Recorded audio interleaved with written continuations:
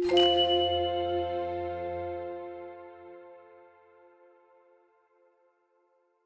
my name is Nikie Jervis and I'm the Senior Patient Support and Information Nurse Specialist at Neuroendocrine Cancer UK. I've been involved in the nursing care of neuroendocrine cancers for around 30 years. This presentation is going to concentrate on what neuroendocrine cancer is.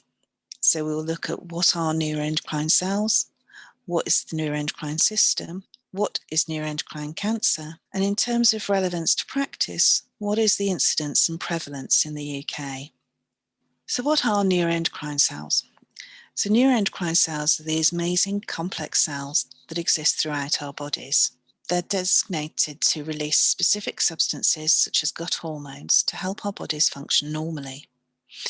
And although they can be found within the endocrine system, being present in many endocrine glands, they're also more diffusely present throughout the body in areas such as the lungs, the urinary system, and the digestive tract, as well as being found within breast and skin. Together and through their communication with each other, they form a network, and that is called the neuroendocrine system. It works alongside both the nervous and endocrine systems and shares characteristics of both, working to maintain internal function and balance, in other words, maintaining homeostasis. What is less well understood is how and why neuroendocrine cells become cancerous. So a common cause for malignant transformation isn't unknown. However, we are aware that a small percentage of people who may have a specific genetic condition may have an increased risk of developing neuroendocrine cancers. So it's not the neuroendocrine cancer itself that is hereditary, but that people with these conditions may have an increased risk of developing them. Further information about these familial or genetic endocrine syndromes can be found at amend.org. So in order to fully understand neuroendocrine cancers and where they fit into today's health system, it's also important to look at the terminology used and how they're classified. So you may still hear these cancers referred to as carcinoid tumours, and that terminology is still used in some subtypes. However, this is becoming an increasingly outdated term, and there is a move towards a more common nomenclature. This has been helped in some way by the IARC and World Health Organization proposed framework, where they categorize all forms of neuroendocrine malignancies as neuroendocrine neoplasms, more importantly, confirming them as cancers. So there are two key groups of neuroendocrine cancers. There are those that show a well-differentiated pattern of behavior, and those are called neuroendocrine tumors, and there are those that histologically have a more poorly differentiated appearance, and those are called neuroendocrine carcinomas. So just to be clear, carcinoid as a term is becoming very outdated. It's over 100 years old and relates to a poor understanding of how these cancers behave.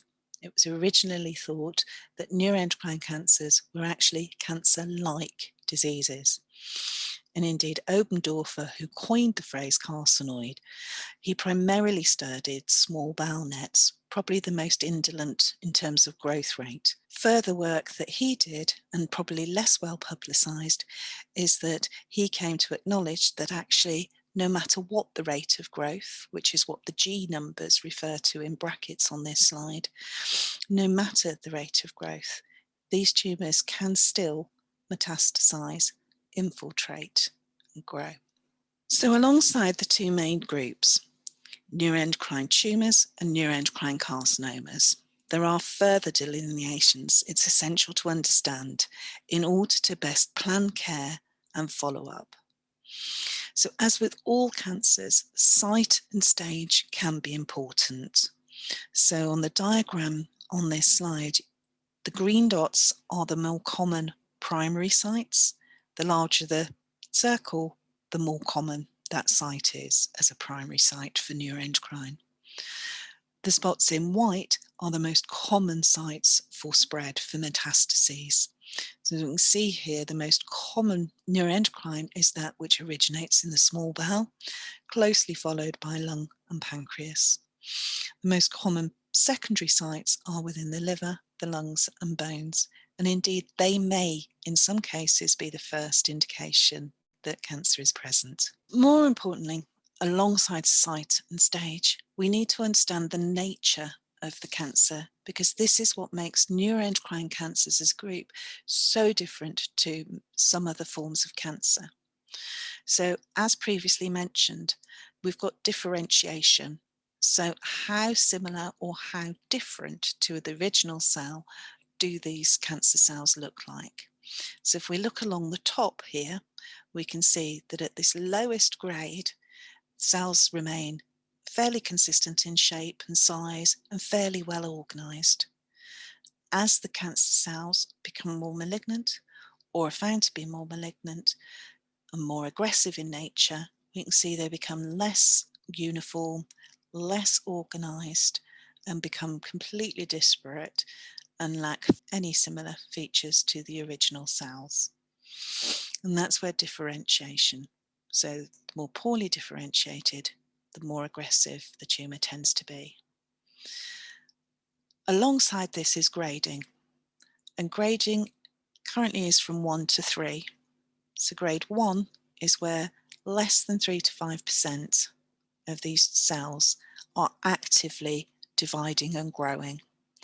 As we move up the grade, more and more of the tumour cells are actually dividing and multiplying until we get to the highest grade, particularly poorly differentiated high grade, most aggressive, where the percentage of cells dividing and growing is often above 50%, although the cutoff for grade 3 is 20%. So grade 1 is less than 3 or 5%, depending on the primary site. Grade 2 is between 3 to 5 to 20 to 25%. Anything above that is considered high grade. But important for planning care is whether it remains well differentiated or poorly differentiated. As mentioned, these cells also have a functional ability in their ability to release hormones, and that is also necessary to understand in terms of planning treatment. So have they maintained their hormone production ability, or are they hyper secreting? Now, because of cell changes, it's much more likely to see a functional tumour, so one that may over-secrete hormones in the lower grade, because their cellular appearance remains similar, although malignantly changed. As they become more poorly differentiated, they're losing those characteristics, so they also lose that function. So you tend not to see syndromic symptoms related to hypersecretion of hormones in the very high grade. What you may see are some of the syndromes that are associated with some of the more common cancers. So for example, we do see incidences of Cushing's disease in those with a primary lung cancer. Likewise, if you've got a high grade lung neuroendocrine cancer, they may also present with or develop Cushing's as part of that, but that is not related to the cell itself. It is part of a paraneoplastic syndrome. We also take into account whether this is familial. So is there an underlying genetic condition that may have predisposed to the development of this cancer? Or is it sporadic? So no family history, no underlying conditions, and it's something that's developed without obvious cause. This is important because it may have implications for the rest of the family in terms of whether it's a known genetic condition or if it's a de novo diagnosis, and therefore there may be implications on having family members genetically tested. If proven positive, then they may need to enter a lifelong surveillance to look for the development of neuroendocrine cancers. So important to know from the start. The seventh point here is about avidity or receptor status, and this refers to nuclear medicine imaging. For those of you familiar with the more common cancers, you may recognise FTG PET scans as being part of care, diagnostics and surveillance. However, in neuroendocrine cancers, we have this lower groups 1 and 2, where cellular turnover is so much slower that there is less energy or glucose metabolism produced in their division and growth. And therefore, unlike FDG PET, where we use glucose to target high turnover of cells and therefore identify cancer cells, in most well differentiated low grade neuroendocrine cancers, they will often be FDG negative. But because of those little receptors, if you remember from the diagram from the earlier slides, we can use octreotide, which has a particular affinity for those receptors, attached to a tracer, and therefore pick up the presence of neuroendocrine cancer cells within the body using either an octreotide or a gallium-68 nuclear PET scan.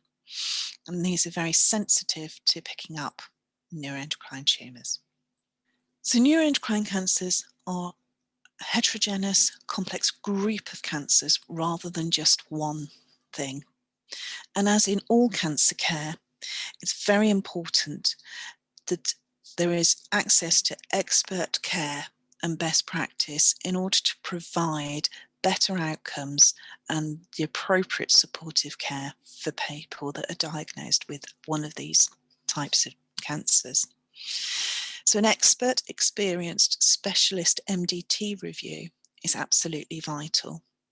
A team of experts from varying specialities, but all highly knowledgeable and experienced about neuroendocrine cancer, will look and review things like the histology, including grade, the stage, any other lab and scan results, the functional imaging, were they octreotide or gallium positive, were they FDG?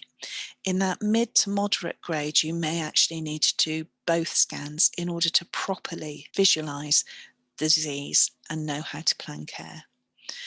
We also look at their personal and family medical history and genetics as appropriate. As with all planning of care, it's also important to look at performance status and the presence or absence of comorbidities.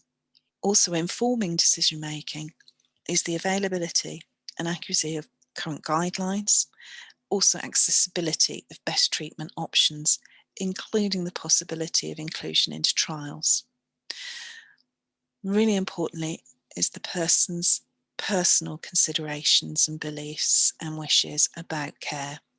So ensuring full understanding and comprehension of their diagnosis, of their options, and both the short-term side effects and long-term consequences of treatment is incredibly important. Entailed within that is whether there is a need for prehabilitation or rehabilitation. So pre-treatment optimization of health and post-treatment recovery. So now that we've looked and hopefully got some awareness around the complexity of this group of cancers and the need for expert specialist review, why do we need to know about neuroendocrine cancers? Well, essentially, the incidence and prevalence of this group of cancers is rising exponentially. No other cancer type has increased at the rate in which neuroendocrine cancers have. And this may be down to better diagnostics and slowly increasing awareness. Therefore, with incidence and prevalence rising, there is an increased chance that no matter where you work within healthcare, you may come across somebody with neuroendocrine cancer, whether it is one through general practice or on the ward, or a whole caseload of patients as you may become a nurse specialist or work in a specialist centre. So we've seen a fourfold increase over the last 40 years, from less than 2 per 100,000 to greater than 9 per 100,000. In other words, from less than a couple a week to more than 12 a day. And that incidence is continuing to increase. In fact, in the last 2 years, the incidence and prevalence has further increased another 10% and looks likely to continue to increase.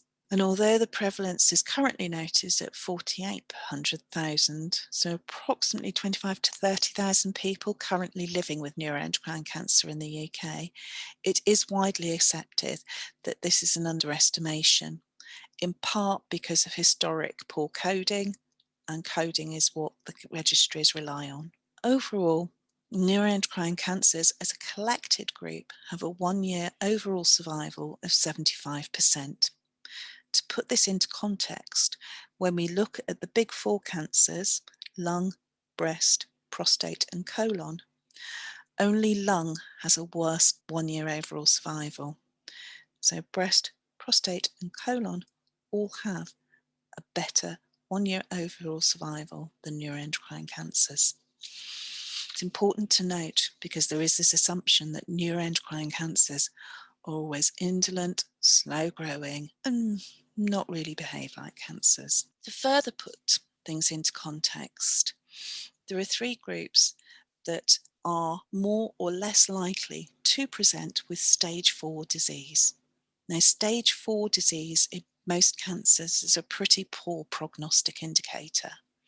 However, in neuroendocrine, because of the different grades of behaviour, grade 1, remember, being really slow growing, less than 3 to 5% of the cells actively dividing and growing, so can take years to develop. So looking at stage 4 presentation, we can split it into 3 groups. So those with a less than 30% risk of presenting with stage 4 include things like appendix, breast and rectal.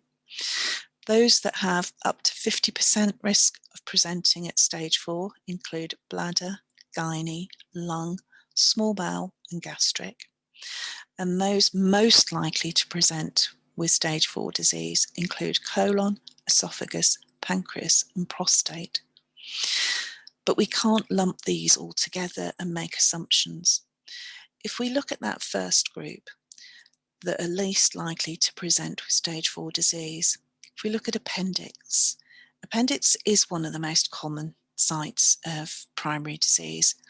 But when we look at how much of that is likely to be aggressive disease, then we can see that only 5% is likely to be within the neuroendocrine carcinoma group. So 95% are more likely to be low grade. When we look at breast, which account for about 17% of stage 4 presentations, more than half have high-grade disease, and they often follow a more common pathway in terms of care. And then rectal primaries, about a quarter of those will be high-grade. So there is no one growth pattern that fits across all sites. So grade 1 to 2 account for about half of all neuroendocrine cancers, and grade 3 about 35%. When we've looked at registry figures, about 13% have had no grade or differentiation recorded, a problem that makes it hard to really look fully at this disease as a whole. Within grade 3, just under half, about 42%, are still well differentiated tumours, which means that more than half of grade 3 will be neuroendocrine cancers, carcinomas, or particularly small cell variants, with a small percent being mixed cell. So MinN refers to cancers that have more than 30% neuroendocrine carcinoma features and more than 30% of a different type of cancer, such as an adenocarcinoma. So you can have a cancer that has mixed appearance. And as I said, that accounts for about 4%, and they will be in the high-grade aggressive form. Also of note is up to a third of all people with neuroendocrine cancer will either have a synchronous or metachronous second primary. What this means is that 30% of those with neuroendocrine cancer will have either already had a different type of cancer, may have a different type of cancer at the time of diagnosis, or may develop a different cancer at some point. So those lifelong risks of other cancers, particularly more common cancers, remain constant. Neuroendocrine cancer doesn't stop other cancers happening. So in summary, these cancers are different. They are not one type.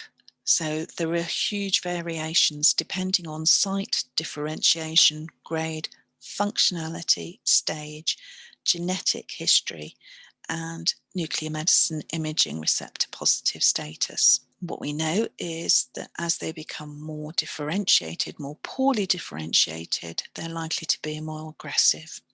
And then actually even small volume disease can metastasize.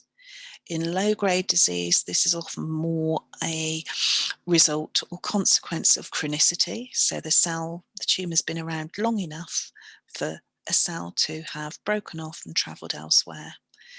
In high-grade disease, it is a sign of aggression. Lower proliferation, well-differentiated disease is much more likely to be ultratide or gallium avid.